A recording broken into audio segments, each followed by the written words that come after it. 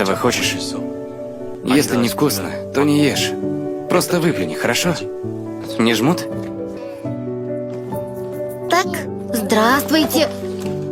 Милая, ей еще рано в школу. Давай дадим ее на следующий год. Божечки, не будешь же ты ее вечно дома держать, Квантик. А замуж как ее выдашь? Ты точно готова? Готово. Если тебе не понравится, беги обратно. Поняла? Возвращайся домой, ко мне. Я буду тебя ждать. Ты не обязана побеждать, Гимен. Если не хочешь бежать, не беги. И если вдруг завтра упадешь, папа будет рядом. Если голова заболит, если сил не будет, просто уходи. Убегай. А я буду ждать тебя здесь, хорошо?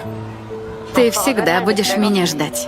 Ты этого хочешь? Потому что если нет, ты всегда можешь вернуться обратно ко мне. Папа рядом, ты же знаешь. Поэтому вперед. Делай, что хочешь, милая. Решать только тебе. Если Чкунцов будет злить, уходи. Папа будет тебя ждать. Перед смертью папы я сказала ему: папа, мне жаль. Мне жаль. Я повторила это раз 100. А папа сказал: